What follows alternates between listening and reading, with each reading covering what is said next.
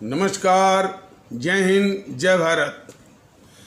भारतीय अवाम ताकत दल अपने भारतीय भाई बहनों अर्थात अपने देश भारत की जनता अर्थात अपनी भारतीय अवाम से भारतीयता आधारित आपसी श्रद्धा, भारतीयता आधारित आपसी स्नेह, भारतीयता आधारित आपसी प्रेम, भारतीयता आधारित आपसी अखलाक मोहब्बत, भारतीयता आधारित आपसी सहयोग, भारतीयता आधारित आपसी सम्मान, भारतीयता आधारित आपसी एकता, भारतीयता आधारित आपसी भाईचारा तथा भारतीयता आधारित आपसी सद्भाव को समझने व उसे आत्मसात करके वैसा ही आचरण एवं व्यवहार करने हेतु और इसके पूरे देश में प्रचार प्रसार करने हेतु और इसकी अहमियत और महत्व को प्रत्येक देशवासी को समझाकर उसे अपनाते हुए वैसा ही आचरण एवं व्यवहार करने हेतु और प्रत्येक देशवासी को अपना ही भारतीय भाई बहन मानकर, समझकर, अपनाकर उनके साथ वैसा ही और उसी अनुसार आचरण एवं व्यवहार करने हेतु सतत, सदैव और हमेशा अदब के साथ, आदर के साथ अर्ज करता है, विनती करता है। देखिए, करीब साल भर हो गया यूट्यूब के संदेश के माध्यम से भारतीय अवाम ताकत दल भारतीयता और भारतीय एकता की संदेश और मुहिम को माने संदेश चला रहा है और मुहिम चला रहा है और संदेश दे रहा है। और इसका विरोध वो पार्टियां करती हैं, एक जो मुखौटा रखी कहती है कि हम भारतीय राष्ट्रीय कांग्रेस हैं और राष्ट्रीयता की बात करती है। खैर, उसका चरित्र तो उजागर हो गया है कि वो घोर किस्म की एंटी नेशनल तो राष्ट्रीयता की बात तो खैर मैंने उसके साथ मैंने कहना ही जो है एक अपने देश के साथ बहुत नाइंसाफ़ी है। और दूसरा जो भारतीयता, राष्ट्रभक्ति और राष्ट्रवाद को अब अपने आइडियोलॉजी का, अपने सिद्धांतों का मुख्य आधार बताती है, वो दल भी इसका विरोध कर रहे हैं। और जैसा कि पिछले कई एपिसोडों के माध्यम से ये बताया गया था कि वो विरोध भी बड़े घटिया किस्म का, यानी जो असामाजिक तत्व हैं, गुंडा मवाली, उनके जरिए धमकी और गाली गलौज के द्वारा इस भारतीय एकता के मुहिम को बंद कराने की वो कोशिश कर रहे हैं। ये हमारे आदरणीय भारतीय भाई बहन इन दलों के असल चरित्र को जरूर देखें। अब इसमें बस इसकी सीमा यही है। वैसे तो प्रत्येक भारतीय भाई बहन से निवेदन किया गया था कि ये यूट्यूब जो है अधिक से अधिक जितना ही भारतीय भाई बहनों के बीच में जाएगा तब वो जागरण आएगा और वो हमारे सभी भारतीय भाई बहन इस बीजेपी के असली चरित्र को, जीएनपीसी के असली चरित्र को और जो है वाम दलों के असली चरित्र को और भी जो भी छोटे भैया हैं इस क्षेत्र में जमे हुए, जैसे Samajwadi Party, Bahujan Samaj Party, TMC, Shiv Sena, NCP, DMK, AIADMK, TDP इत्यादि की फितरत से हमारे आदरणीय भारतीय भाई बहन अवगत होंगे। लेकिन इसमें सीमा यही है कि शायद इसके प्रचार प्रसार में हमारे अभी आदरणीय भारतीय भाई बहन अभी उसको उतना मैंने वो अभी इसको उतना आगे बढ़ाने में अभी जो जो जो इच्छित प्रसार होना चाहिए, अभी वो करना बाकी है। वरना अन्यथा तो यदि ये विचार पूरे देश के लोगों में माने पूरे देश के लोगों में जाग जाए तो काफ़ी जागृति आ जाएगी, देश के प्रति जो है वो चेतना भी आ जाएगी और देश विरोधी ताकतों को पहचान करने की क्षमता भी आ जाएगी। और जिस वक्त लोगों में देशभक्ति, मुल्क परस्ती, अवाम परस्ती और देश विरोधी ताकतों को पहचानने की क्षमता आ जाए, वहीं से हमारे देशवासियों का, हमारे आदरणीय भारतीय भाई बहनों का, हमारे आदरणीय भारतीय अवाम का और इस मुल्क का कल्याण वहीं से होना शुरू हो जाएगा। और जैसा कि पिछले कई एपिसोड में बताया गया है कि भारतीय अवाम ताकत दल सिर्फ यूट्यूब तक ही सीमित नहीं रहेगा, आप लोगों के बीच में आएगा। वो संसाधन और भी आवश्यक जो है आधारभूत इंफ्रास्ट्रक्चर वगैरह की तैयारी में लगा हुआ है और आप लोगों के बीच में आएगा और अवश्य आएगा। तो और इस YouTube के माध्यम से बताने का यही है कि जिसको आप भारतीय जनता पार्टी कहते हैं और ये राष्ट्रवाद और भारतीयता और देशभक्ति का ये राग अलापती है और इसका अपने सिद्धांतों का, अपने आइडियोलॉजी का ये मुख्य आधार बताती है, उसका असली चरित्र क्या है, यह हमारे देश के लोगों को, हमारे आदरणीय भारतीय भाई बहनों को जानना परम आवश्यक है। तो उसी को स्पष्ट करने के लिए अच्छा, और एक असल बात यह है कि जो इस देश के संसाधन को लूटना वो एक अलग समस्या है। ये नहीं कहा जा रहा कि ये बीजेपी की सरकार लूट रही है। ये भारतीय अवाम ताकत दल का कहना बिल्कुल नहीं है कि बीजेपी की सरकार इस लूट में शामिल है। लेकिन इतना जरूर वो आशंका है कि इतनी बड़ी बड़ी जो रैलियां होती हैं उसका आयोजन कहाँ से होता है।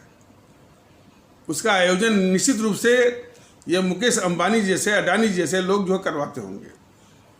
तो सवाल इस बात का है कि वो सीधे वो रिश्वत नहीं वो देते होंगे ये पार्टियां, लेकिन इतनी बड़ी बड़ी जो खर्चीली करोड़ों की और अरबों की जो रैलियां होती हैं खर्चन, उसमें इन उद्योगपतियों का इस तरह से भूमिका जरूर होगी।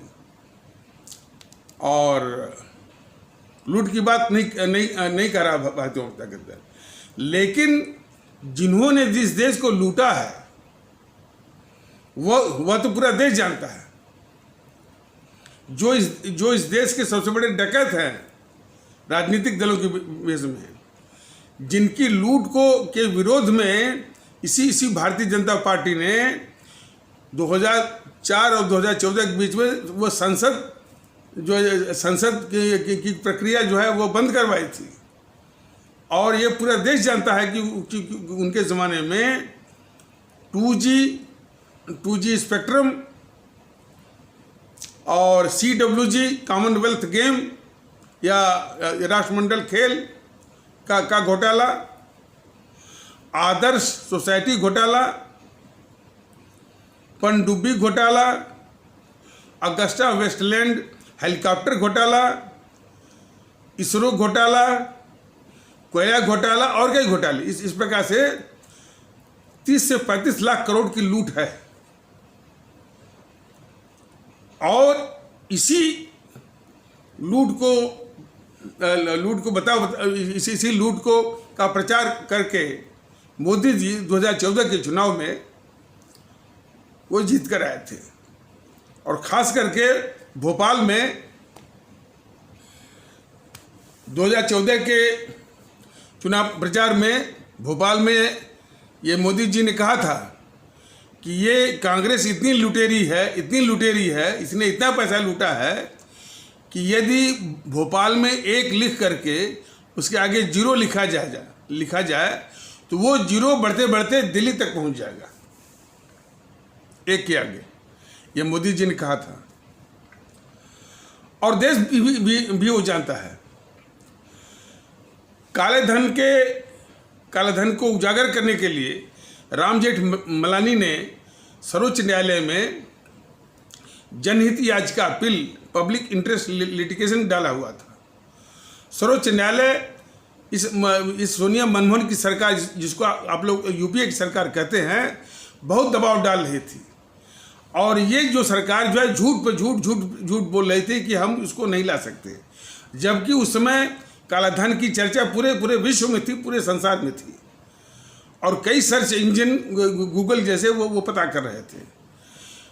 भारत के जो लुटेरे थे और जो काले धन के खातेदार थे, उसकी भी जानकारी वो इकट्ठा हो गई थी। जर्मनी सरकार की एक एजेंसी थी, उसने भी पता कर लिया था।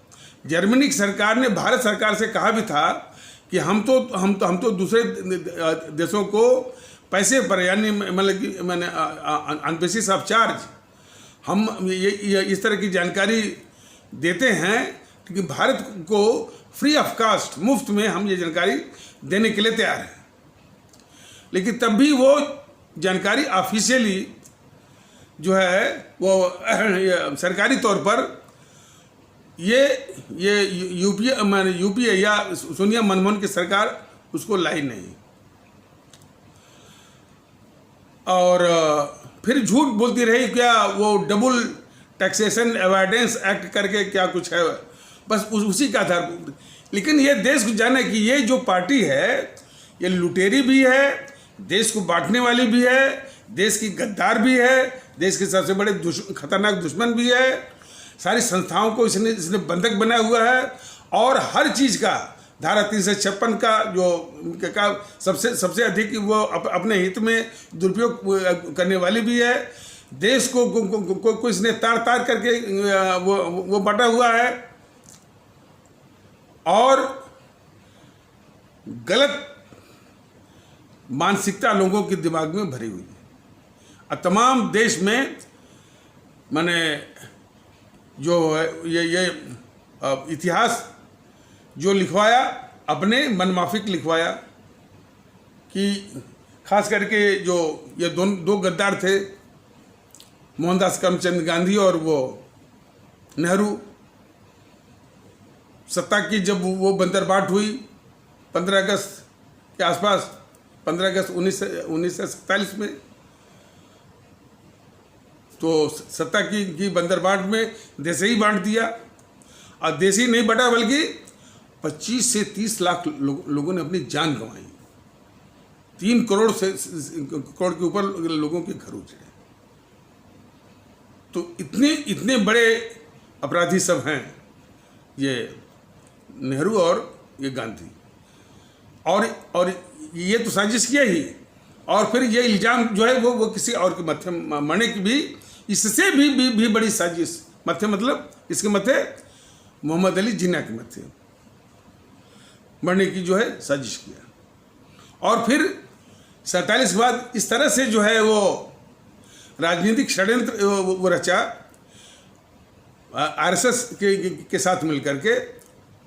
आरएसएस के द्वारा हिंदू सनातन आस्था वाले भारतीय भाई बहनों के समाज में इस तरह का अफवाह, झूठ अफवाह फैला और दृष्टिकोण मैंने वो का विकास किया, इस तरह का माइंडसेट बनवाया वो हिंदू सनातन आस्था वाले भारतीय भाई बहनों के समाज में कि ये सारा देश का विभाजन, लोगों की हत्या, 3 करोड़ लोगों का घर उजाड़ना, इसके लिए मुसलमान या जिन्ना जिम्मेदार है। ताकि ये मोहनदास करमचंद गांधी, नेहरू की इतने बड़े अपराध, इतनी बड़ी गद्दारी के पाप की ओर कम से कम इतने बड़े समाज का वो ध्यान न जाए। और आज भी जब भी चर्चा होती है हिंदू सनातन आस्था वाले भारतीय भाई बहनों का, वो जरूर बोलते हैं वो नेहरू को गद्दार नहीं कहते हैं, मोहनदास करमचंद गांधी को गद्दार नहीं कहते हैं। इसके लिए सब जो है इस्लाम आस्था वाले भारतीय भाई बहनों, यानी जिसको कि आप सभी लोग सुविधा अनुसार मुसलमान कहते हैं, उन्हीं को जिम्मेदार मानते हैं। एक षड्यंत्र तो वो, और दूसरा उसी आरएसएस से एक झूठ कहलवाया कि ये हिंदू राष्ट्र है, या अब तो ये बीजेपी तो डायरेक्ट नहीं कहते, उसके छूट भाई ये हिंदू राष्ट्र बना देंगे। तो हिंदू राष्ट्र कहने से ये हमारा भारत राष्ट्र हिंदू राष्ट्र बन नहीं गया, लेकिन एक झूठ और दहशत जो दूसरे आस्था वाले हैं, यानी इस्लाम आस्था वाले, ईसाई आस्था वाले, सिख आस्था वाले, इनमें एक दहशत, खास करके विशेष करके इस्लाम आस्था वाले कि ये क्या हिंदू राष्ट्र बन जाएगा। हालांकि हिंदू राष्ट्र बनने से भी कोई नुकसान नहीं है, लेकिन उधर भी कट्टरवादी कि मेरे इस्लाम का क्या होगा, मेरा इस्लाम वो खतरे में पड़ जाएगा। तो इसी भ्रम दहशत के माहौल को इस जीएनपीसी ने बड़े अच्छे से दोहन किया और यही समझाया, और उस भ्रम दहशत को जो आरएसएस ने झूठ रूप में बोला कि हिंदू राष्ट्र है, उस भ्रम दहशत को और हवा दिया, और यही वो समझाया कि हाँ ये सब जो है आरएसएस है, उसमें जनसंघ है या बीजेपी है, इसको हिंदू राष्ट्र बना देंगे, हम इसको हिंदू राष्ट्र बनने नहीं देंगे। इसलिए मेरे साथ आओ, हमको समर्थन दो, हमारी झोली में गिरो, हमारा वोट बैंक बनो। तो इस प्रकार आरएसएस ने दोनों तरफ से हिंदू सनातन आस्था वाले भारतीय भाई बहनों में इस दृष्टिकोण का, इस झूठ अफवाह का संचार किया कि जितनी भी ये गद्दारियाँ मोहनदास करमचंद गांधी की और नेहरू की हैं, वो उनकी नहीं है बल्कि मुसलमानों के कारण है। और फिर इन्हीं इस्लाम आस्था वाले भारतीय भाई बहनों के समाज में को फिर अपनी झोली में लेकर के उनको वोट बैंक की तरह उनका शोषण किया, दोहन किया, सत्ता में बैठे और मैंने सत्ता का सुख और सत्ता पर कब्जा किया, और एक दृष्टिकोण इस्लाम आस्था वाले भारतीय भाई बहन में भरा कि आपका असल दुश्मन ये बीजेपी है, आपका असल दुश्मन आरएसएस है, जीएनपीसी इस देश का दुश्मन नहीं है। यानी सभी जो पार्टियां हैं वो इस्लाम आस्था वाले भारतीय भाई बहनों को कबूल हैं, लेकिन बीजेपी आरएसएस जो है वो उनके लिए सबसे जो है वो घृणित बन गई। और फिर उस इस्लाम आस्था वाले भारतीय भाई बहनों में मैंने यहाँ तक वो एक बुखार कह लीजिए, फीवर, यानी एंटी बीजेपी और एंटी आरएसएस का बुखार यहाँ तक वो चढ़ाया गया कि और पार्टियाँ जो है, समाजवादी पार्टी, कांग्रेस, माननीय जीएनपीसी और बहुजन समाज, और विशेष करके उत्तर प्रदेश में ये होड़ लगती थी, और होड़ लगा करके इसलिए इसी इस्लाम आस्था वाले भारतीय भाई बहनों के समाज के वोट को छीनने के लिए वो होड़ लगती थी कि मैं बीजेपी को हरा सकता हूँ, क्योंकि उधर इस तरह का मानसिक बुखार चढ़ाया गया था कि आपके असल दुश्मन आरएसएस और बीजेपी है।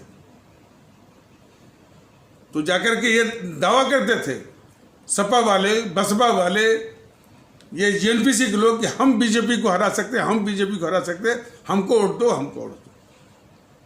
इस तरह से लोकतंत्र चला है, और इसके पीछे सिर्फ जो है जीएनपीसी और आरएसएस है, और जीएनपीसी आरएसएस का आंतरिक गठजोड़ है।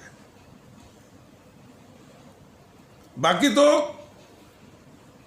यानी वही स्मॉल प्लेयर हैं, छुटभैया हैं, सपा और ये बहुजन समाज पार्टी, बाद में तो ये टीएमसी भी निकली।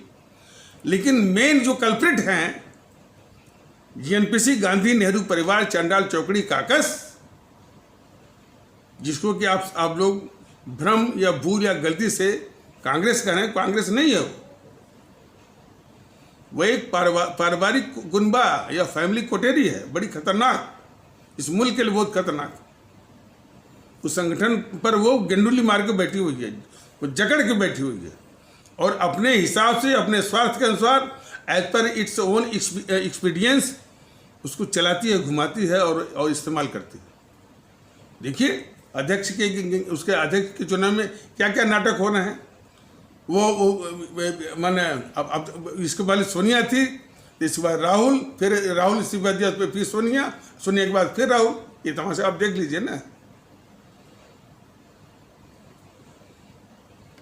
हमारे देश के लोग बस मोटा मोटी लब्बे लुबाब ये समझ लें कि ये पार्टी इस मुल्क के लिए, आवाम के लिए बहुत ही खतरनाक है और इसके इसके जो सबसे बड़ा असर है झूठ बोलना और अफवाह फैलाना।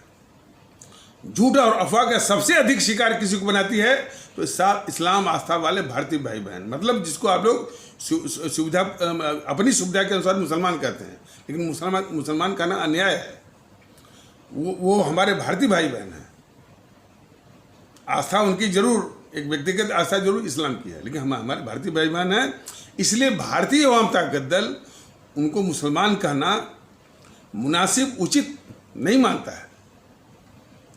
बस यही, थोड़े से शब्द मैंने थोड़े से लंबे हो गए हैं, लेकिन यही उचित है कि हमारे इस्लाम आस्था वाले भारतीय भाई बहन और इसी प्रकार से जितनी आस्थाएं हैं, हमारे हिंदू सनातन आस्था वाले भारतीय भाई बहन, हमारे ईसाई आस्था वाले भारतीय भाई बहन, हमारे सिख आस्था वाले भारतीय भाई बहन, सबसे संबोधन में भी और अपने विचारों से भी और अपने हाव भाव और अपने आचरण व्यवहार से भी वो अपनापन, भारतीयता का दिखाना है। ये तो कह रहा है ये भारतीय अवाम ताकत दल। तो ये जो जीएनपीसी है, गांधी नेहरू परिवार चंडाल चौकड़ी, सबसे अधिक झूठ अफवाह का ये शिकार बनाती है तो इसी समाज को, भारतीय समाज के, भारतीय समाज, ये तो पूरा भारतीय समाज है, अलग अलग भले आस्थाएं हैं, तो इसी तबके और बहुत बुरी तरह से इस्तेमाल करती है अपनी सत्ता हथियाने के लिए। अब सीए के मामला, अब है सीए के मामला में कुछ नहीं था, सीए हो, एनआरसी हो, कुछ भी हो, लेकिन झूठ अफवाह इसने फैला और उसी के जो असामाजिक कट्टरवादी तत्व हैं और उसी में से हिंसक तत्व हैं, उसका इस्तेमाल करती है देश में हिंसा फैलाना, आगजनी फैलाना, तोड़फोड़ फैलाना। लेकिन जितनी बातें ये बताई जा रही हैं या भारतीय अवाम ताकत दल बता रहा है, इसका लाभ तो तब होगा कि हमारे आदरणीय भारतीय भाई बहन ये समझें कि ये सारे खतरनाक तत्व जो है मोदी जी के जो राष्ट्रवाद के मुखौटे के साथ, वो राष्ट्रवाद का मुखौटा जो पहने हुए हैं मोदी जी, वो देश का सबसे छलने वाला, धोखेबाज और कपटपूर्ण मुखौटा है। तो उस मुखौटे के नीचे मोदी जी के शासन की छत्रछाया में और उनके पेट्रोनेज में, उनके प्रोटेक्शन में ये खतरनाक ताकतें, और ये एक ही खतरनाक ताकत थोड़ी है, जीएनपीसी अकेले थोड़ी है। वामदल चीन के फंडिंग पर दोनों चीन के पक्ष में और भारत के खिलाफ गद्दारी करते हैं, दोनों ये वामदल कम्युनिस्ट वाले भी और जीएनपीसी वाले भी। अब तो देश के सामने आ रहा है। लेकिन सवाल ये उठता है कि क्या देश के लोग मानसिक रूप से इतना कुंठित हो गए हैं या अंधे हो गए हैं कि यानी देश के गद्दारों के यानी वोट मिल रहा है। देखिए, ये बात भारतीय अवाम ताकत दल इस बात की ओर इशारा करता है कि ये मतलब कि आपसी वैमनस्य जो है वो भी अलग अलग पंथ के अनुसार जो है यहाँ तक बढ़ जाता है कि देश का दुश्मन कौन है यह पहचानने में बड़ी भूल होती है, बहुत बहुत ज़्यादा भूल होती है। और वो भूल का निदान आज तक नहीं हुआ, लेकिन भारतीय जनता का दल बिल्कुल इसका निदान वो करके रहेगा। जिसमें मोहम्मद गोरी वो इस देश के लिए बाहरी था, कोई इस देश का दुश्मन था, लेकिन जयचंद ने मैंने पृथ्वीराज से दुश्मनी के अंधेपन में वो देश के दुश्मन का साथ दिया, देश के साथ गद्दारी किया। नवाब सिराजुद्दौला का जो सेनापति था मीर जाफर, वो जानता था कि ये ईस्ट इंडिया कंपनी किसी न किसी दिन पूरे मुल्क को खा जाएगी, लेकिन पद या पैसे की लोलुपता, लालच में इतना अंधा हो गया था वो गद्दार मीर जाफर कि अपने नवाब के खिलाफ गद्दारी करते हुए अपने नवाब सिराजुद्दौला की 18,000 सेना को ईस्ट इंडिया कंपनी के क्लायू की महज 3 सेना के आगे उसने आत्मसमर्पण सरेंडर करवाया। ये इस तरह से मतलब देश के दुश्मनों को भी अपने लालच में या अपने व्यक्तिगत कुछ विचार के अंधेपन में या कुंठा में देश के दुश्मनों को प्रसाद देने की एक कलंक जो ऐतिहासिक है अभी भी चल रहा है।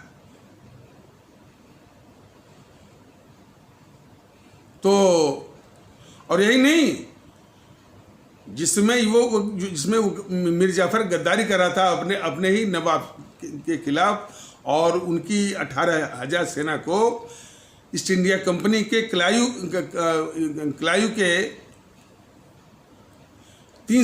महज 3 सैनिक के आगे 18,000 सैनिकों का सरेंडर या आत्मसमर्पण जब करवाया गया तो 1 लाख लोग इसी देश के तमाशा देख रहे थे और हो सकता है खुशी भी मना रहे होंगे। चलो भाई, ये मुसलमान है ना, उसकी नवाबी डर रही है। यही ख्याल जो है आज भी विद्यमान है।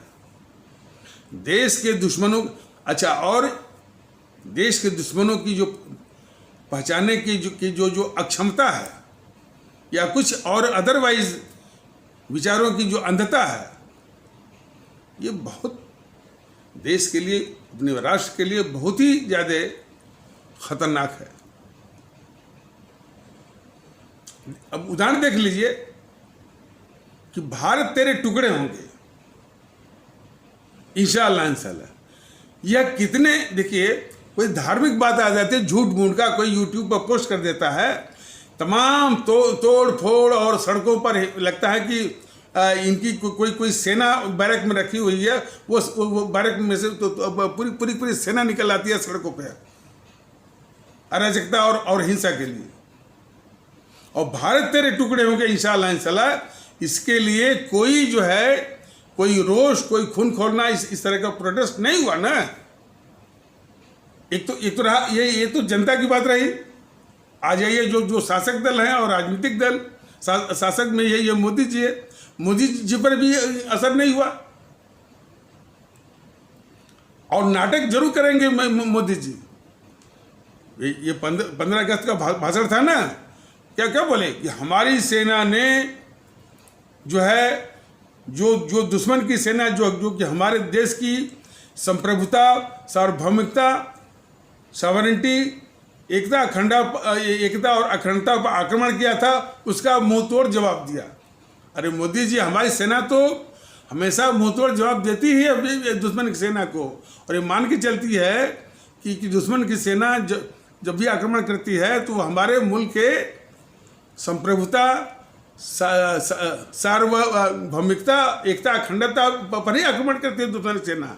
इसलिए दुश्मन की सेना को वहीं पर उसको निपटा देती है।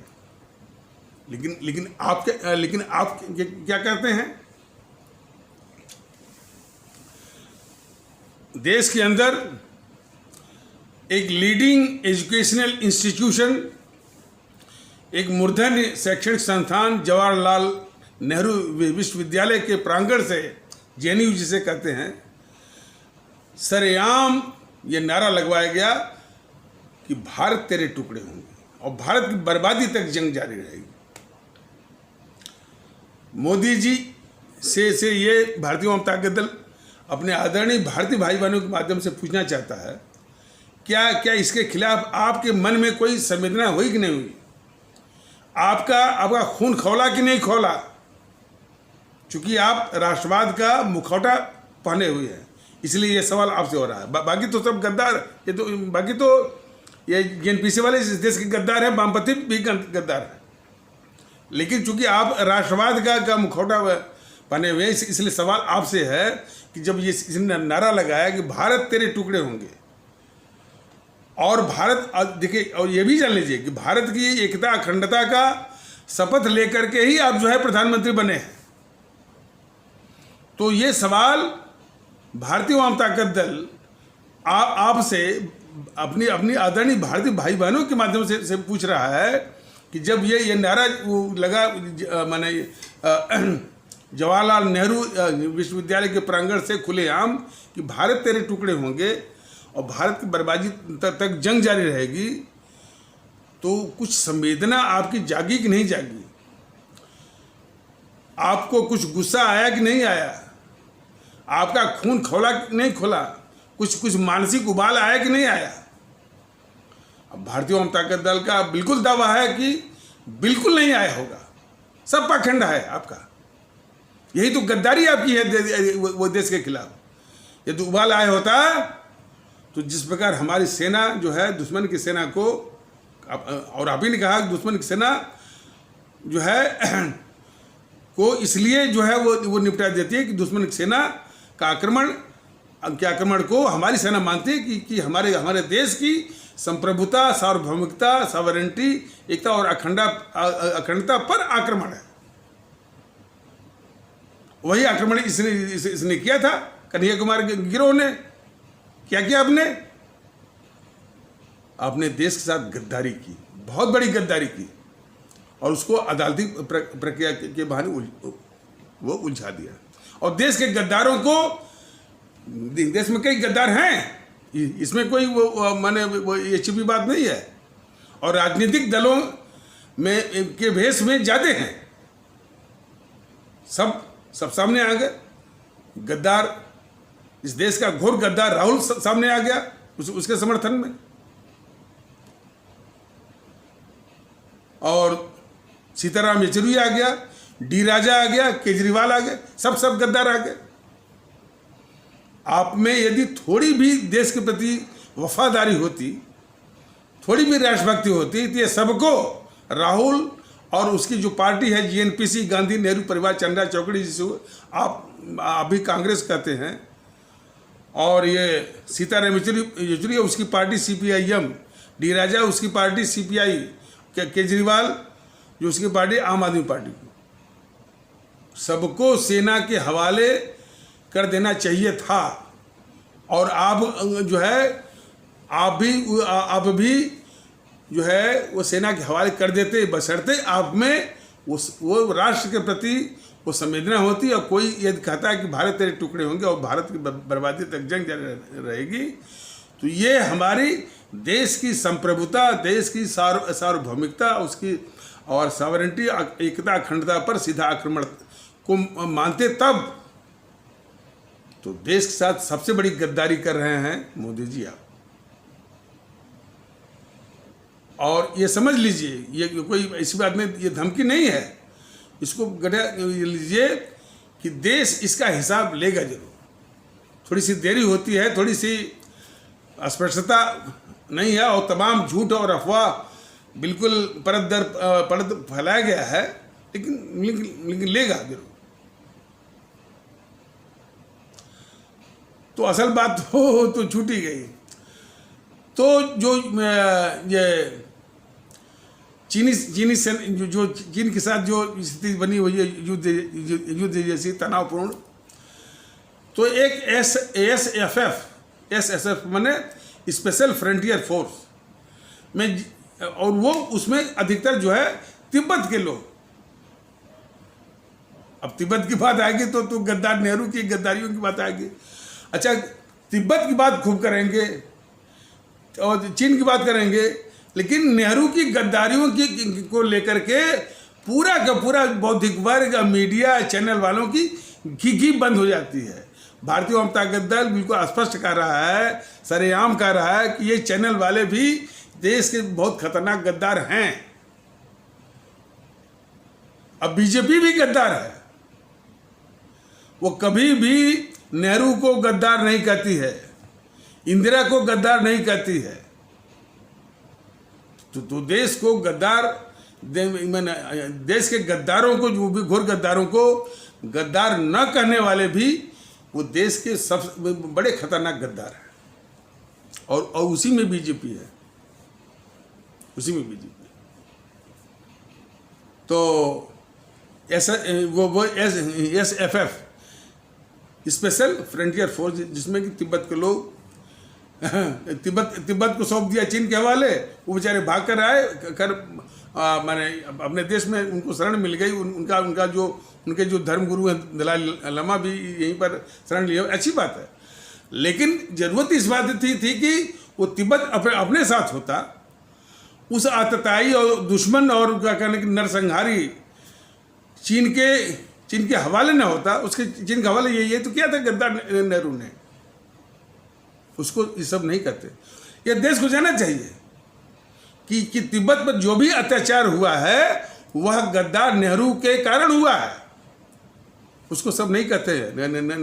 यही तो गद्दारी मोदी जी भी करते हैं, आरएसएस वाले भी करते हैं, बीजेपी वाले भी करते हैं। यही चीज समझने की आवश्यकता है हमारे आदरणीय भारतीय भाई बहनों को, हमारी आदरणीय भारतीय आवाम को। तो जरा ये पूरा हो जाए। तो उसमें कोई एक सैनिक था, वो शहीद हो गया। उसके समर्थन में एक राम माधव करके हैं, महासचिव हैं बीजेपी के, और जम्मू कश्मीर के वो प्रभारी हैं। पहले आरएसएस में थे, आरएसएस से आए। जरा उनकी हिम्मत का एक नमूना जरा देखिए। उन्होंने उस तिब्बत में जो एसएफएफ का सैनिक था जो शहीद हो गया था, उसके समर्थन में कोई ट्वीट लिखा। अब चीन का विरोध करने की उनमें ताकत ही नहीं है, ट्वीट लिखा और फिर उसको वो डिलीट कर दिया। तो जिस सेना तो जवाब दे रही है, लेकिन चीन का विरोध करने की जिसमें ताकत ही नहीं है, राम माधव जैसे लोग कायर बैठे हुए हैं, वो बीजेपी जो है वो चीन का सामना वो कैसे करेगी?